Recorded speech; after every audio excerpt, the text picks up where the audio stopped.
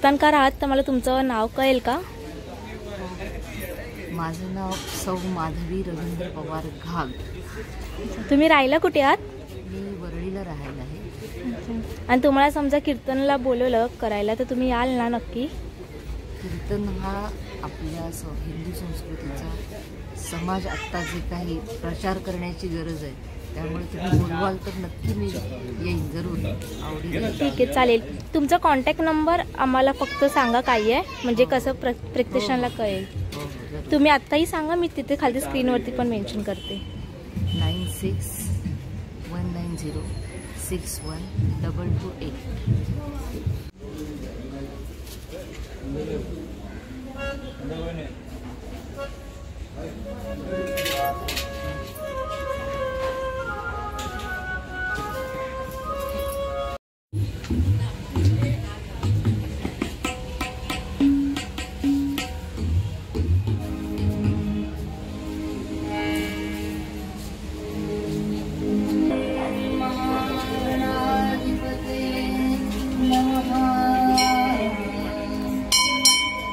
वक्रतुंड महाकाय गुरुमे देव सर्वकार्येषु सर्वदा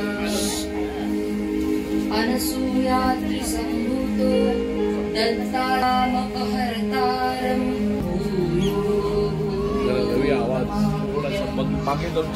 याज्ञवल्क्यमूर्ते स्वामी मंगलमूर्ति पार्वतीपते हर हर महादेव रघुवीर समर्थ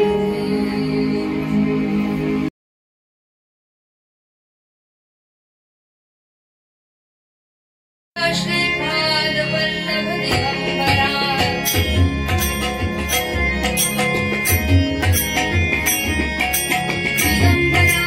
दिगंबरा श्रीपाद वल्लभ दिगंबरा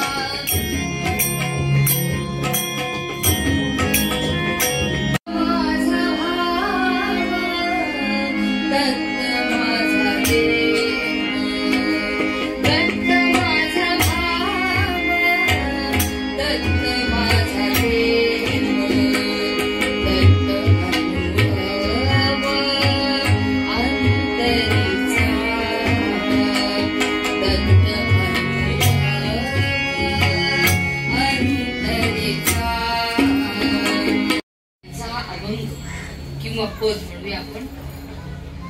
आज दत्त जन्मोत्सव, अवतार बहु जाहले, कित्येक आले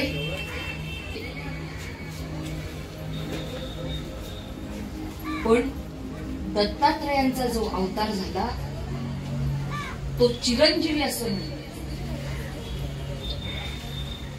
एकूण 16 अवतार भगवंतांनी घेतले अंश रूपाने. त्यापैकी 10 अवतार भगवंताचे महत्वाचे: मत्स्य, कूर्म, वराह, नारसिंह, परशुराम, वामन, भगवान विष्णू, रामकृष्ण या अवतारात आले. आणि नंतर कलियुगातील अवतार म्हणजे गौतम बुद्ध आणि कल्की. परित्राणाय साधूनां विनाशाय च दुष्कृतां धर्म संस्थापनार्थाय संभवामि युगे युगे. ज्या ज्या वेळेला भक्तांना त्रास झाला, दुष्ट प्रवृत्ती, दुष्ट विचार वाढले आणि या अधर्माच्या विचारांचा, अधर्मी लोकांचा नाश करण्याकरिता भगवंतांनी अवतार घेतले या पृथ्वी तलावर. मग राम अवतारामध्ये रावणाचा वध केला. कृष्ण अवतारात कंसाचा, अनेक जे त्या काळात दुष्ट प्रवृत्तीचे राक्षस म्हणतो आपण त्यांना, अशांचा वध केला. राक्षस म्हणजे काय होत? आम्ही लहानपणी गोष्टीत ऐकलेला राक्षस किंवा आता टीव्ही मध्ये बघतो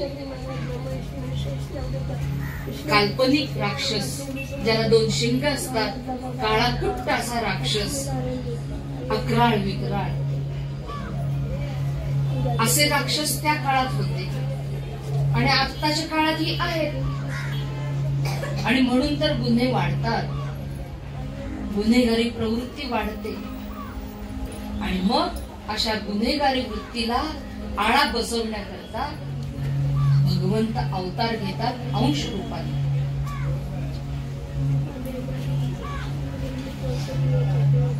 रामाने अवतार घेतला, कृष्णाने अवतार घेतला, अनेक अंश रूपाने जे अवतार घेतले ते आता म्हटल्याप्रमाणे दुष्टांचा नाश करण्याकरता. पण भगवान दत्तात्रेयांचा जो अवतार झाला तो समाजामध्ये ज्ञान, वैराग्य आणि शांती प्रस्थापित करण्याकरता. महाराजांचा जो जन्म आजचा झाला, या जन्मामध्ये त्यांनी कुणाचा वध केला नाही. दुष्ट प्रवृत्ती जगातून, समाजातून नाहीसा करण्याचा प्रयत्न आपल्या प्रबोधनातून महाराजांनी केला. महाराजांची जन्मस्थानं एकूण 42 आहेत. कुरवपूर, श्री क्षेत्र कुरवपूर, श्री क्षेत्र नुसेवाडी जे आमचं माहेर आहे, जन्म झाला आणि त्या अभिमानाने सांगावं. श्री क्षेत्र औदुंबर, गिरनार, माहूर, सुरुवातीचे हे सर्व अंश रूपाने महाराज जन्माला आले.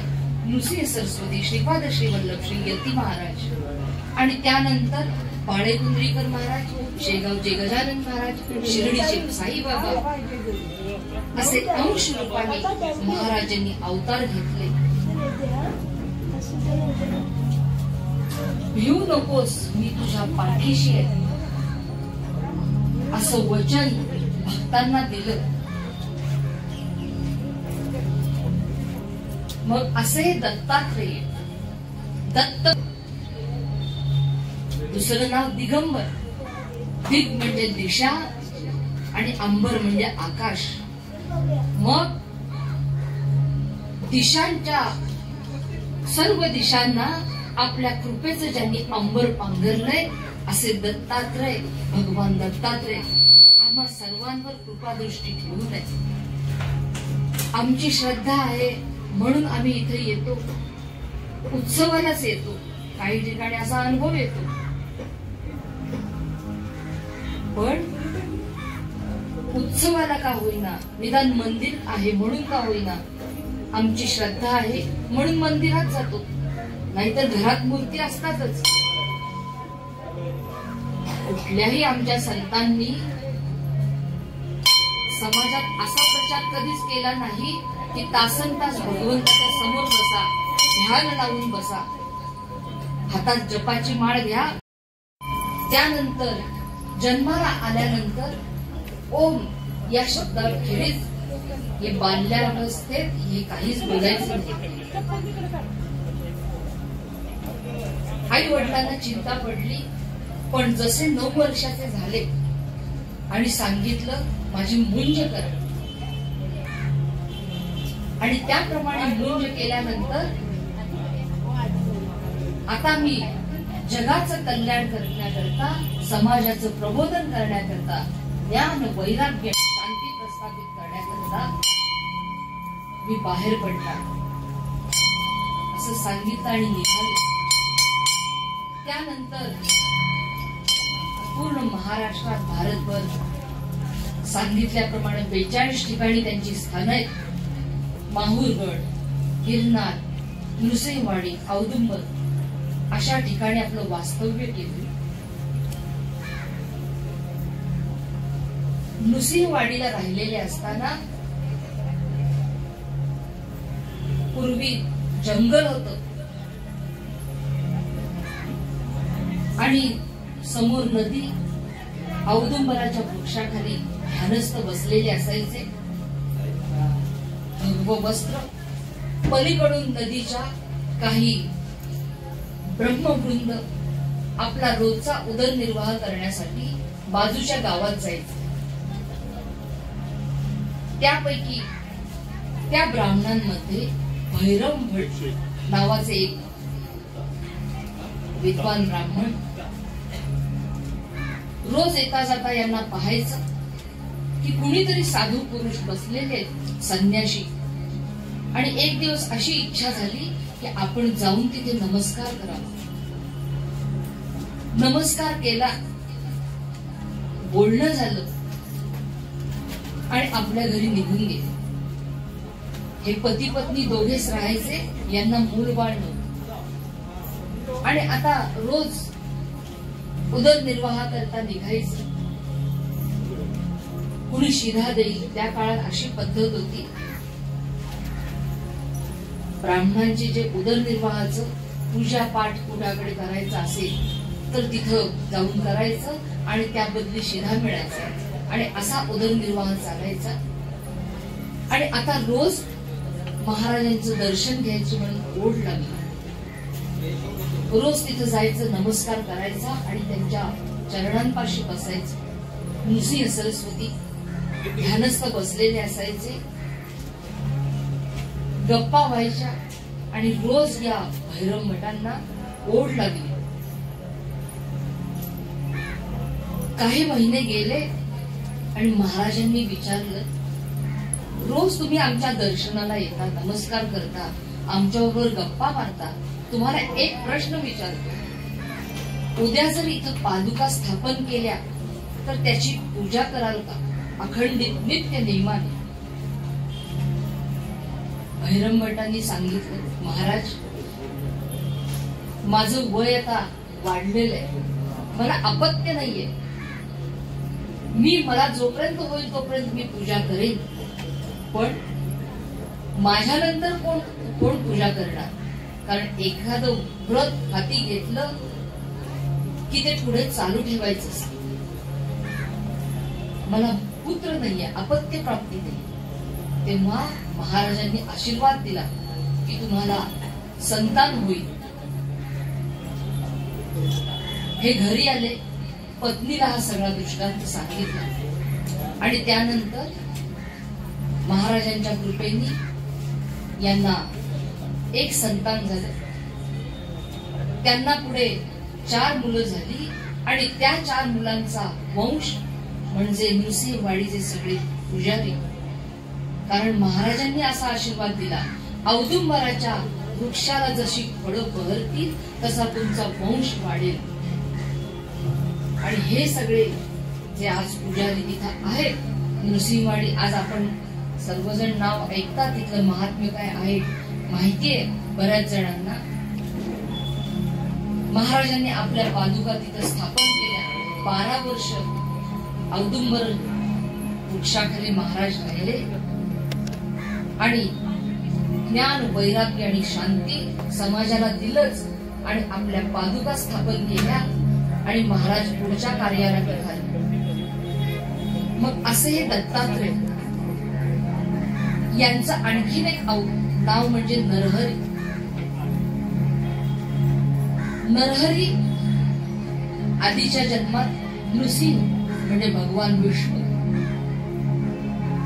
भगवान विष्णूंनीच अंश रूपाने निरनिराळे अवतार घेतले. जसं सांगितलं सुरुवातीला, तसा नृसिंहाचा अवतार घेतला होता. त्यावेळेला हिरण्यकश्यपूचं पोट विदारण केलं. भक्त प्रल्हादासाठी धावून आले आणि त्याचं पोट फाडलं. आपल्याला कथा माहिती आहे. साधारण थोडक्यात मी आज दत्तात्रयांची जेवढी मला जमेल तेवढी माहिती सांगते.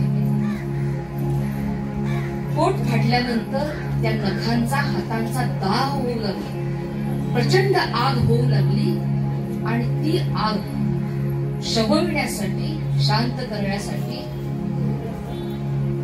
भगवान नरसिंह अवतारातील भगवान विष्णू त्यांनी औदुंबराच्या वृक्षाखाली आपलं वास्तव्य केलं आणि उंबराच्या फळांमध्ये आपली बोटं उपसली आणि त्यावेळी त्यांचा दाह हाताचा कमी झाला. म्हणून या अवतारामध्ये, नरहरी अवतारामध्ये औदुंबर वृक्षाला महत्व आहे. म्हणून भगवान दत्तात्रेयांचं जिथं स्थान असतं तिथं औदुंबर वृक्षाला महत्व. इतर अवतारामध्ये भगवंताच्या मूर्तीपूजेला महत्व दिलं जातं. रामांची, कृष्णांची मूर्तीपूजा केली जाते. अर्थात कृष्ण अवतारामध्ये कदंब वृक्षाला देखील महत्व आहे, पण जास्त महत्व मूर्तीपूजेला. पण भगवान दत्तात्रेयांची जिथं जिथं स्थान आहेत तिथं पादुकांची पूजा केली जाते. असा हा भगवान दत्तात्रेयांचा अवतार. असे हे देव, गुरुदेव, देवांचे देव, गुरुदेव. पण यांनी देखील 24 गुरु केले. भगवान दत्तात्रेयांनी 24 गुरु केले. निसर्गामध्ये जे जे समोर आलं त्यांच्याकडून काहीतरी शिकायला मिळतं. पृथ्वी, जल म्हणजे पाणी, अग्नी, वायू, सूर्य, चंद्र, मधमाशी, आजगर, कबूतर,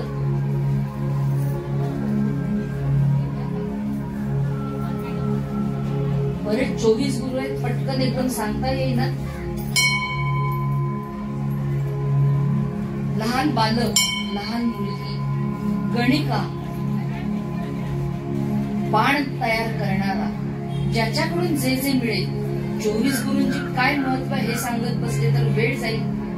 पण पृथ्वीकडून काय गुण घेण्यासारखं आहे? क्षमा करण्याचा.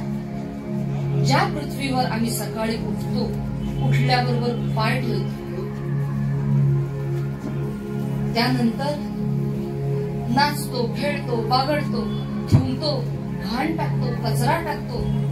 सरकारने जरी सांगितलं कचरा कुंडीत टाका, किती आपण पाट्या लावल्या तरी कचरा कुंडीत न पडता कुंडीच्या बाहेरच असतो. सगळीकडेच हे चित्र बघायला मिळतं. मग त्या पृथ्वीवर आम्ही काय काय करतो? खोदतो, माती उकरतो, नाना तरा करतो. पण ती पृथ्वी कधी आम्हाला दोष देते का? क्षमा. पृथ्वीचं काम काय? क्षमा. तर क्षमा हा गुण महाराजांनी पृथ्वीकडून घेतला. चंद्र कलेकलेनी वाढतो, कलेकलेनी कमी होतो, पण त्याचं तेज आहे तसंच राहतं.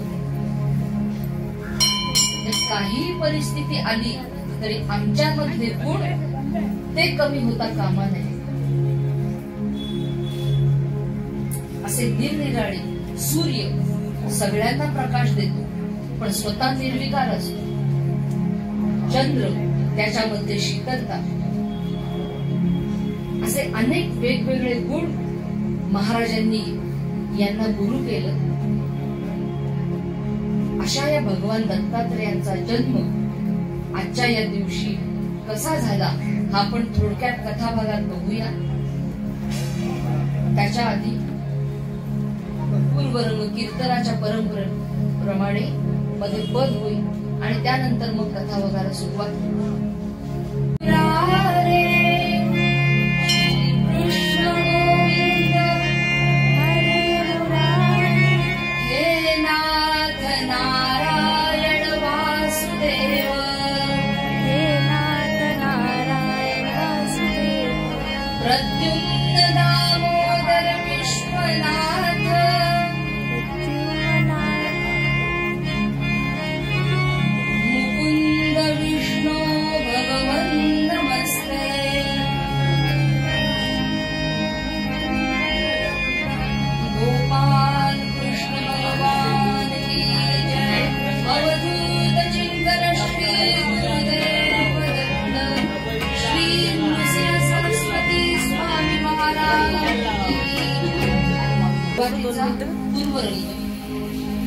पूर्वरंगानंतर या गादीचा मान, नारदांचा मान म्हणून हार घालण्याची पद्धत कीर्तनकारात आणि त्यानंतर कथाभाग. आज ज्या जन्मासाठी आपण इथे सर्व जमलेलो आहोत, खरं म्हणजे राम जन्म झाला, या बाजूलाच राम मंदिर आहे, तिथे प्रचंड गर्दी होती आणि उत्साहही होता. त्यावेळी तरुण, मुलं, मुली, स्त्रिया सगळ्याच वयाचे होते. मंदिर पूर्ण भरलेलं असतं. तसं मला वाटलं होतं की दत्त जन्माला पण इथे इकडचेच लोक आहेत, सगळे आसपासचे, इथं पण तशीच गर्दी बघायला मिळेल. अर्थात कीर्तनासाठी म्हणून नाही, पण आपली संस्कृती, जे काही आपल्या संस्कृतीमध्ये आहे, दत्त जन्म, कृष्ण जन्म, राम जन्म, पुढच्या पिढ्यांना माहिती व्हायला पाहिजे. याकरिता आपल्या घरातील आजूबाजूची लहान मुलं यांना आवर्जून कीर्तनाला आणावं, गोष्टी सांगाव्यात. आज शाळेमध्ये गोष्टी सांगितल्या जात नाही. श्रावण बाळ कोण, भक्त प्रल्हाद कोण, हे ठाऊकच नाहीये मुलांना 5वी 6वी पर्यंत. रावणाला 10 तोंड होती म्हणतात, पण रावणाला 10 तोंड मुळीच नव्हती. 10 लोकांचं, विद्वान लोकांचं ज्ञान एकट्या रावणाकडे होतं. भक्त बाळ, प्रल्हाद, श्रावण, त्या काळामध्ये आदर्श बालमनावर जर या गोष्टी सांगितल्या,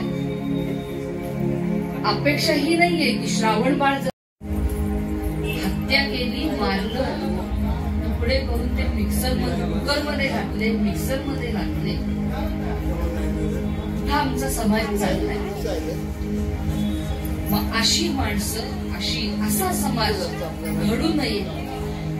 कुठंतरी याला वेगळ्या दिशेकडे जो चाललाय, त्याला आपल्या धर्मामध्ये, संस्कृतीमध्ये काय आहे हे सांगण्याचं काम आम्हा कीर्तनकारांचे आणि प्रयत्न त्या दृष्टीने. दादर येथे अखिल भारतीय कीर्तन विद्यालय आहे, तिथे शिकवायला आहे मी. गाणं हा विषय आणि कीर्तनात आहेत दुसरे पण शिकवायला आहे. पण आज इथं सांगावं वाटतं की तरुण मुलं देखील या कीर्तनाच्या कलेकडे वळतायत. इंजिनिअरिंग, डॉक्टर शिकणारी मुलं देखील कॉलेज करत करत कीर्तन हा विषय शिकतायत. 3 वर्षाचा कोर्स आहे. समाजामध्ये आज गरज आहे आपलं जे धार्मिक वातावरण, जे संस्कार आहेत हिंदू संस्कृतीचे, ते प्रत्येकाच्या घराघरात पोहोचले पाहिजे. याकरिता हे माध्यम, याला वयाची अट नाही, शिक्षणाची अट नाही, तुम्ही शिकू शकता. अर्थात प्रचार नाही करत आहे, पण तरुणांनी आवर्जून इथं आवडीने निदान ऐकायला किंवा पाहायला तरी या. भगवान दत्तात्रेयांचा आजचा जन्म पूर्वरंगात म्हटल्याप्रमाणे शांती, ज्ञान आणि वैराग्य याचा प्रचार करण्यासाठी. आता काही ठिकाणी त्रिमुखी अवतार म्हणतात, पण टेंबेस्वारी स्वामी महाराज आणि गुळवणी महाराज यांच्या पूजेमध्ये एकमुखी दत्त, दत्तांचा अवतार हा एकमुखीच आहे. पण इतर अवतारांमध्ये भगवान विष्णूंनीच फक्त अंश रूपाने अवतार घेतला, पण या अवतारामध्ये ब्रह्मा, विष्णू आणि महेश अंश रूपाने जन्माला आले. मूळ रूप जे ते एकमुखीच आहे, पण त्रिमूर्ती ही कल्पनाकृती, कल्पनेनं तयार केलेली आकृती. मग अशा भगवान दत्तात्रेयांचा जन्म कसा झाला ते आपण थोडक्यात पाहूया. लक्ष्मी माता, सावित्री माता आणि पार्वती माता बसलेले. आता बायका म्हटल्यावर गप्पा एकदा रंगल्या की रंगतात. भान राहत नाही वेळेचं. इतक्या गप्पा रंगलेल्या, विषय पण तसाच होता. आणि इतक्यात तिघींचं लक्ष गेलं, नारद मुनी येत आहेत. आणि नारद मुनींचं देखील यांच्याकडे लक्ष गेलं. मनात म्हणताय, आता या तिघींनी मला बोलवू नये आणि मला विचारू नये, नारदा कुठून आली स्वारी तुमची, असं नारद मनात म्हणताय. आणि इतक्यात सावित्री मातांनी हाक मारली, नारदा इकडे या. ब्रह्मदेवांचे मानसपुत्र नारद मुनी, म्हणजे सावित्री मातेचे पण पुत्रच नारद मुनी आले. तिघींना नमस्कार केला. त्या आधीची थोडक्यात कहाणी सांगते. नारद मुनी त्रैलोक्यात भ्रमण करायचे. पृथ्वी, आकाश, पाताळ. आणि असेच पृथ्वी तलावर मृत्यू लोके आलेले असताना अनसूयेचं महात्म्य ऐकलेलं होतं आणि तिच्या घरी गेले. आश्रमासमोर आले आणि अनसूयेने त्यांना आवाजावरून पाहिलं, ऐकलं, बाहेर आली, पदप्रक्षालन केलं, पाय धुतले, आत घेतलं आणि भोजनाची व्यवस्था करते, आता बसा. नारदांनी सांगितलं, ठीक आहे. जेवले आणि आशीर्वाद दिला. नारदो ब्रह्मपुत्रोस्मी तृप्तया तव सेवया अत्रिप्रिये अनसूये त्वं सती पुत्रवती भव. नारद जेवले आणि आशीर्वाद दिला, पुत्रवती भव. आणि तिथून ते वर स्वर्गलोकात आले. ते या तिघींच्या समोर. आणि नेमका यांनी प्रश्न विचारला, नारदा सगळीकडे भ्रमण करता फिरता, तेव्हा आम्हाला एक प्रश्नाचं उत्तर द्या. आमच्या तिघींच्या शिवाय या त्रैलोक्यामध्ये श्रेष्ठ कोण आहे? श्रेष्ठाची सती कोण आहे? सांगा तुम्ही. आहे कोणी श्रेष्ठ सती? कारण यांना वाटत होतं आपणच तिघी सर्वांच्या पेक्षा श्रेष्ठ आहोत. नारद मुनी म्हणाले, हो आहे ना, आत्ताच तर मी तिच्याकडून आले. असं कोण आहे मग ती श्रेष्ठ सती? अत्रि ऋषी आणि त्यांची पत्नी अनसूया.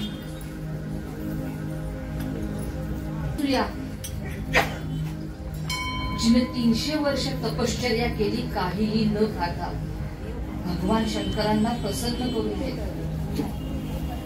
स्वतःच्या तपश्चर्येने दुष्काळ पडला होता, तर गंगा आणली पृथ्वी तलावर, त्या जागेमध्ये. अशी तपस्वी अनसूया नित्य आपल्या पतीची सेवा करणारी, पतिचरणांवर विश्वास, अशी अनसूया कशी होती? एका पदात सांगितलंय,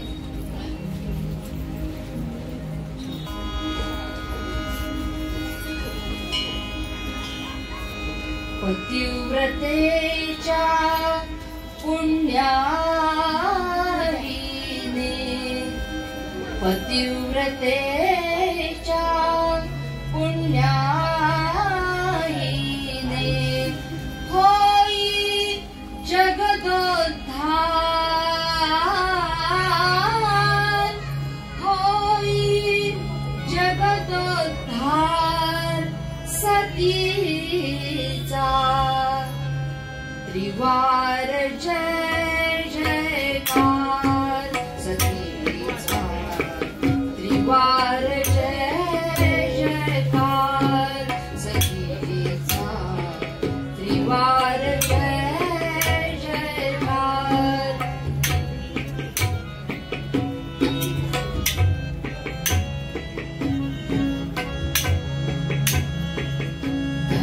धराजियेला झाली मृदुला,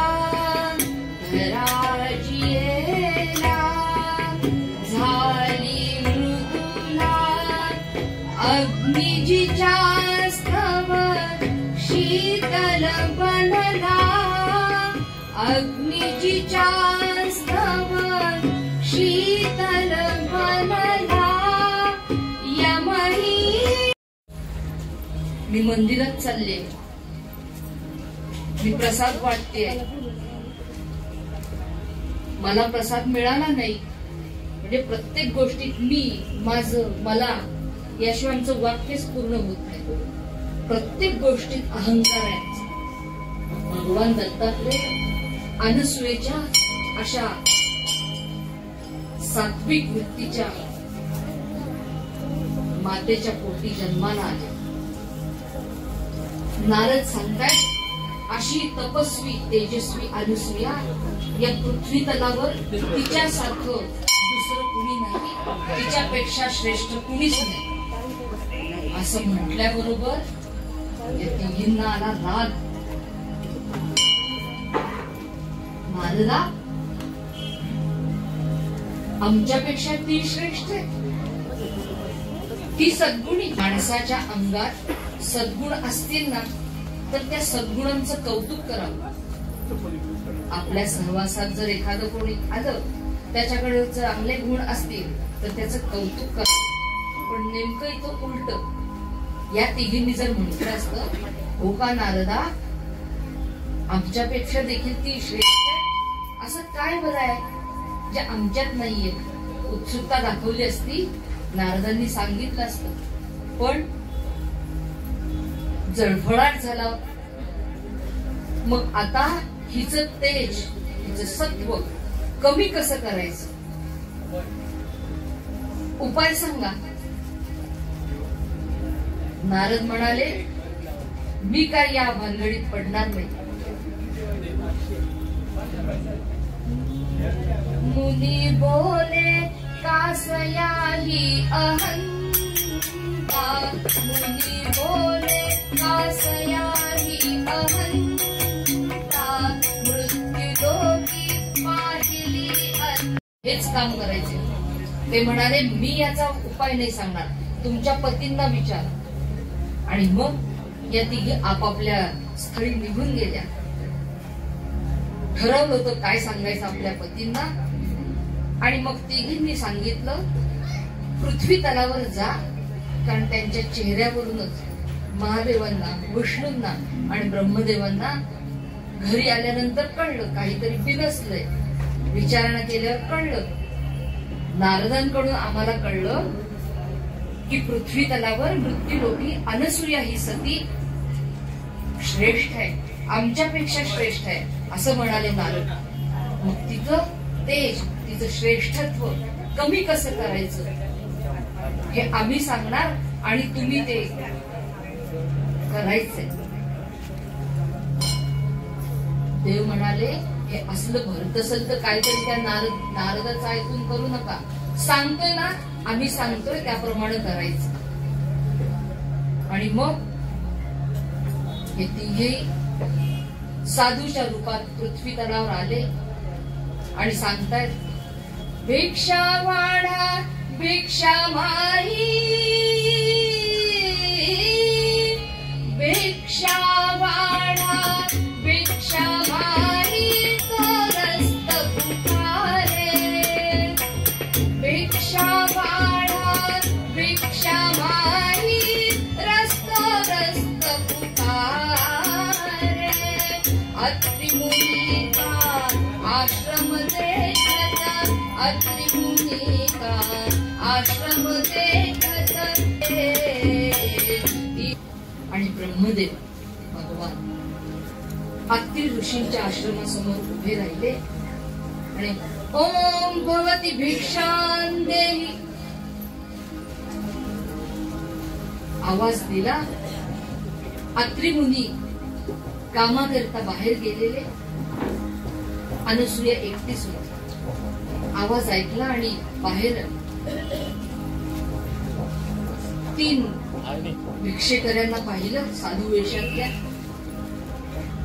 पदप्रक्षालन त्याला आपण पाय धुणे म्हणतो. पाय धुतले, पूजा केली, आश्रमात घेतली.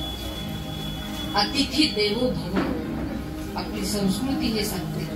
त्याप्रमाणे त्यांची यथायोग्य पूजा केली आणि सांगितलं, दुपारच्या वेळेला आला आहात, माध्यान्नीच्या वेळेला, तेव्हा आता भोजन करा. यांनी सांगितलं, माई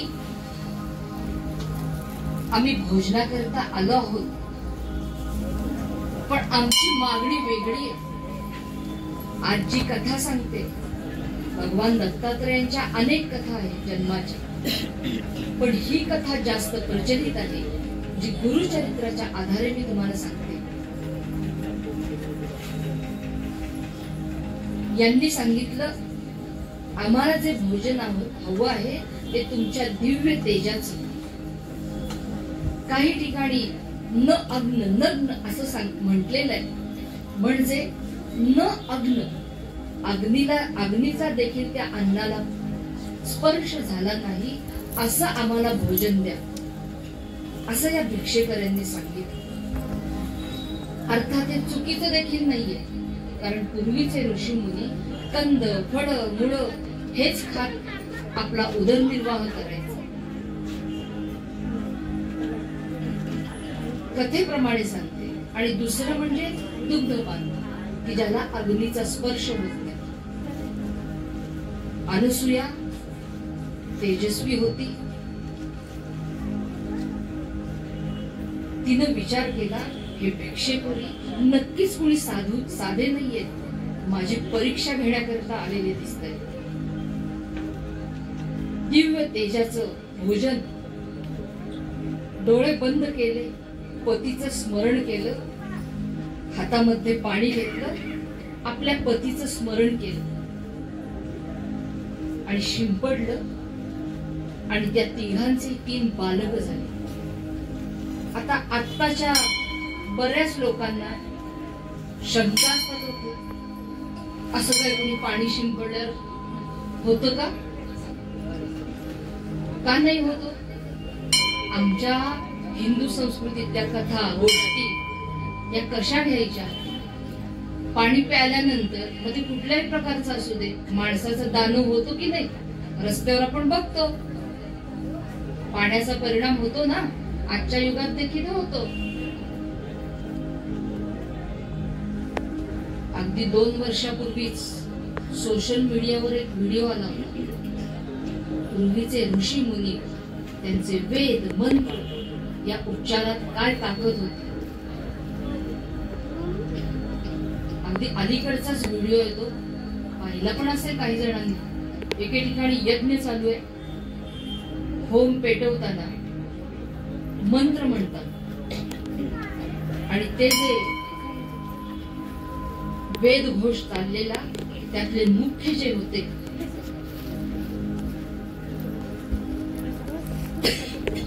ब्रह्मवृंद वेद म्हणतात, आणि त्या वेद मंत्राच्या उच्चारांनी अग्नी प्रज्वलित झाला. आता 2 वर्षापूर्वी बघितलेला हा व्हिडिओ म्हणजे आमच्या वेदांमध्ये मंत्रांमध्ये ती ताकद आहे. म्हणून कुठलाही मंत्र म्हणा, श्लोक म्हणा, हा पूर्ण अभ्यास करूनच म्हणायचे. अगदी साध्या आरत्या जरी घेतल्या, आज आपण बघतो बऱ्याच ठिकाणी श्रद्धेने म्हणतात, सार्वजनिक उत्सवामध्ये गणपतीची आरती म्हटली जाते, शंकराची आरती म्हटली जाते, सुख करता दुःख हरता, दुःख हरता. नंतर पुढे चुकीचं म्हटलं जातं काही, वार्ता विघ्नाची पुरबी प्रेम कृपा जयाची, सर्वांगी सुंदर उटिशेंदुराची, कंठी झळके माळ मुक्ता फळाची, संकष्टी पावावे नव्हे. फक्त गणपतीने संकष्टीलाच आम्हाला प्रसन्न व्हावं का? पण संकटही येणारच. आमच्या आयुष्यामध्ये जे काही चढ उतार असतात आणि अडचणी, त्यासाठी भगवंताकडे नाही मागणं मागायचं. जी काही परिस्थिती येईल, मग प्रतिकूल असेल नाही तर अनुकूल असेल, त्या परिस्थितीला तोंड देण्याचं सामर्थ्य आम्हाला दे, ही मागणी त्या भगवंताकडे करायची. लवथवती विक्राळा लवलवती नाही जर म्हणत असतील तर कृपया हा शब्द वापरू नका. आणि जोर जोरात आरत्या म्हणण्यात भगवंताला त्रास होतो. जोर जोरात जे आम्ही ओरडतो आहे ना, आनंद घेताय तुम्ही, घ्या जरूर. आज अलीकडे बदलायला लागलंय. अगदी कालचीच गोष्ट सांगते. कुणाला विरोध करायचा नाहीये, पण जे बघायला मिळतंय समाजात दिसतंय. आज दत्त जयंतीच्या दिवशी निरनिराळ्या ठिकाणी उत्सव साजरे केले जात आहेत. त्याकरता नवीन मूर्ती साईबाबांची आणली जाते. पण ज्या वेळेला हे आनंदाने उत्सव साजरा करतात, साईबाबांची मूर्ती मिरवणुकीतून नेतात, पण तिथं वेड वाकडं नाचतात, ते योग्य नाही. आज स्त्रिया मुली देखील त्याच नाचायला विरोध नाही, नृत्य करायला विरोध नाही, पण देवाच्या ठिकाणी का? चित्रपटातील गाणी लावून देवाच्या ठिकाणी कशाला नृत्य हवे? इतर धर्मामध्ये हे करत नाहीत. आपण ऐकलं पण असेल सोशल मीडियावर बरेच कीर्तनकार, प्रवचनकार समाज प्रबोधन करताना हे सांगतात. जशी त्या त्या वर्षामध्ये गाणी नवीन येतात आणि मग ती गाणी आम्ही गणपती समोर लावतो. गणपती सांगतो का 21 वेळा मला हे गाणं ऐकवा? देवाची गाणी कितीतरी आहेत ना. आम्ही साध्या गजरावर पण नृत्य देवासमोरच करायचंय ना. मग वेडं वाकडं विभत्स असं दिसणारं नृत्य का करतात? काही ठिकाणी तर सार्वजनिक गणेश उत्सवात गणपती समोर आहे आणि रात्रीच्या वेळी पत्ते खेळणं होतं. आमच्या धर्माला, आमच्या संस्कृतीला दुसऱ्यांना नावं ठेवण्यासाठी आम्ही मार्ग करून देतो.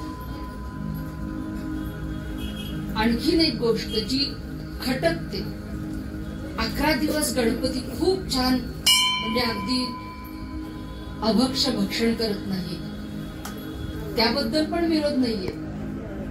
ज्याला जे आवडतं, जसं राहतो ते त्याप्रमाणे त्यांनी करावं, खावं. पण म्हणताना काय म्हणतात, गणपती विसर्जन झाला की आम्ही लगेच जाणार आणि खाणार. म्हणजे आम्ही गणपती विसर्जनाची वाट बघतो का?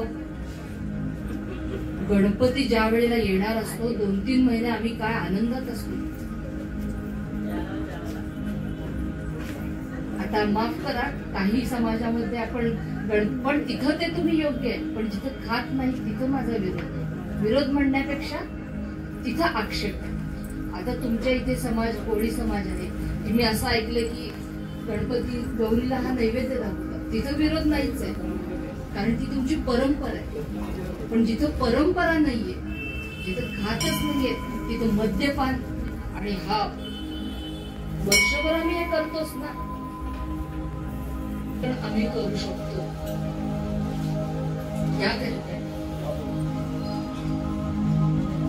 आणि मग विषय लांबला तर खूप लांबेल. पण इकडे लक्ष्मी माता, सावित्री माता आणि पार्वती माता अजून कसे आपले पती आले नाहीत म्हणून चिंतित आहेत. नारदांना बोलावलं, नारदा आमचे पती गेले, ते अजून आलेच नाहीत. नारदांनी सांगितलं, आता काय इतक्यात तुमचे पती तुम्हाला मिळणार नाही. ते का? ते आता बाल्यावस्थेत आहेत. ते ज्या वेळेला मोठे होतील ना, तेच त्यावेळेलाच तुम्हाला मिळतील. म्हणजे अनसूयेने तिच्या सामर्थ्याने त्यांना बालक करून ठेवले. ऐकलं मात्र आणि आता मात्र चिंता वाटायला लागली. चला चला चला, आम्हाला त्या अनसूयेकडे घेऊन चला. आणि मग या तिघी आणि नारद मुनी अत्रि ऋषींच्या आश्रमाकडे आले. अजूनही अहंकार होतात. त्या अहंकाराच्या तोऱ्यात अनसूयेला विचारताय, आमचे पती कुठे आहेत तुमच्याकडे आलेले? अनसूयेने विचारलं, पती? हा, भिक्षेकरी म्हणून आले होते आणि ते तुमच्या आश्रमात आहेत, ते आम्हाला परत द्या. अनसूयेच्या सगळा प्रकार लक्षात आला. तिनं सांगितलं, आत आहेत, घेऊन जा. जसं त्या अनसूयेनं तिघांना हे बालक बनवलं होतं, त्यांना एक झोळी केली आणि त्या झोळीमध्ये तिघांनाही ठेवलं होतं, 3 झोळ्यांमध्ये, आणि ते शांत आराम करतात. या तिघी आल्या आणि मग ओळखता कुठे येते? सावित्रीने उचललं शंकरांना, पार्वतीने उचललं विष्णूंना आणि लक्ष्मीने उचललं ब्रह्मदेवांना. कळे ना, तिघेही सारखेच देवी होत्या, अधिकार होता, पण सती अनसूया श्रेष्ठ ठरली. पुन्हा आल्या तिच्याकडे आणि क्षमा मागितली आणि सांगितलं, तुमचा अधिकार आम्हाला कळला. नमस्कार केला आणि सांगितलं, आमचे पती आम्हाला परत द्या आणि तुमचा थोर अधिकार आम्हाला प्रत्ययाला आला. अर्थात इथं सांगायचं हे, अनसूयेचा मत्सर करण्या इतक्या पार्वती माता, लक्ष्मी माता आणि सावित्री माता हलक्या मनाच्या नव्हत्या. पण अनसूयेचं श्रेष्ठत्व काय आहे हे जगासमोर आणण्यासाठी ही कथा दृष्टांत रूप. अनसूया आली, तिघांच्याही मस्तकावर हात ठेवला आणि तिघेही मूळ रूपात आले, ब्रह्मा, विष्णू आणि महेश. अत्रि ऋषी नमस्कार केला दोघांनी, या पती पत्नींनी. आणि आता या तिघी घेऊन चालल्या, त्यावेळेला अत्रि ऋषी म्हणतात, प्रभो, पाळणा बांधलेला एवढा आणि तो रिकामा सोडून चाललाय, आम्हाला त्या आनंदापासून वंचित करत आहे. तेव्हा भगवान विष्णू म्हणाले, नाही, तुमची इच्छा आहे ना, तर आम्ही अंश रूपाने जन्म घेऊ. आणि त्याप्रमाणे ब्रह्मदेवांच्या प्रभावाने सोम म्हणजे चंद्र नावाचा पुत्र या अत्रि अनसूयेला झाला. शंकराच्या प्रभावाने अंश रूपाने दुर्वास ऋषी जन्माला आले आणि भगवान विष्णूंच्या अंश रूपाने त्यांच्या प्रभावाने गुरुदेव भगवान दत्तात्रेय जन्माला आले. दत्तात्रेय म्हणजे दत्त आणि आत्रेय, आत्रींचा पुत्र म्हणून दत्तात्रेय. पुढे जन्माला आल्यानंतर चंद्र आणि दुर्वास आपापल्या निजस्थळी निघून गेले.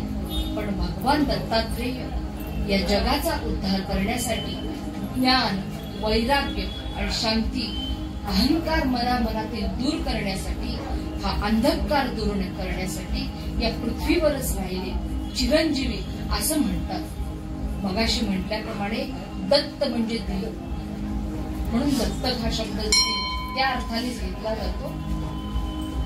दत्तांनी जे मागितलं भक्तांनी ते दिलं, असा हा भगवंतांचा अवतार सर्व महाराष्ट्रात, भारतभर केला जातो. नेपाळमध्ये देखील मगाशी उल्लेख करायचा राहिला, दत्त मंदिर आहे. जिथं जिथं दत्त मंदिरात भगवंताचा जन्मकाळ आज साजरा केला जातो. आज इथं देखील जन्म उशिरा झालाय, खरं म्हणजे योगी मुनी हृदय रंजना, जो जो पाडा, जो जो पाडा, जो जो पाडा, अत्रि नंदना, जो जो पाडा, अत्रि नंदना, जो जो पाडा, अत्रि नंदना, बालयोगी मुनी हृदय रंजना, बालयोगी मुनी हृदय रंजना, जो जो पाडा, जो जो पाडा, जो जो पाडा, अत्रि नंदना, म्हणा, जो जो पाडा,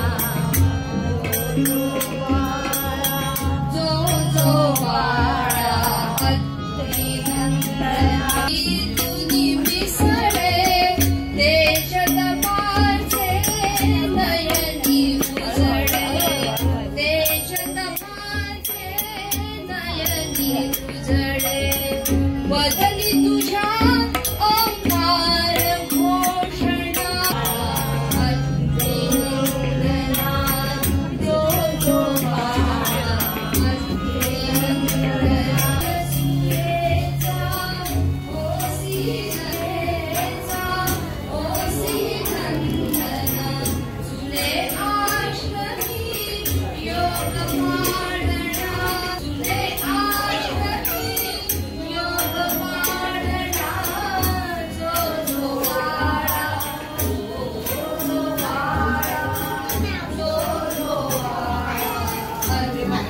अवधूत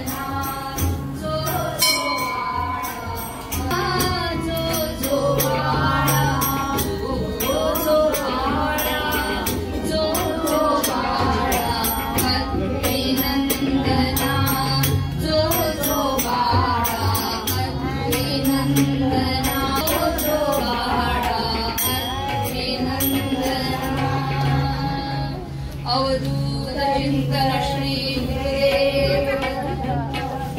दिगंबरा दिगंबरा श्रीपाद दिगंबरा दिगंबरा दिगंबरा श्रीपाद वल्लभ दिगंबरा दिगंबरा दिगंबरा श्रीपाद वल्लभ दिगंबरा श्रीपाद वल्लभ दिगंबरा दिगंबरा दिगंबरा श्रीपाद वल्लभ दिगंबरा दिगंबरा दिगंबरा श्रीपाद वल्लभ दिगंबरा त्यांना पाळलं आणि त्याप्रमाणे आज देखील तुमच्या आमच्यामध्ये श्रद्धा आहे त्याप्रमाणे प्रत्येकाला अनुभव येतो.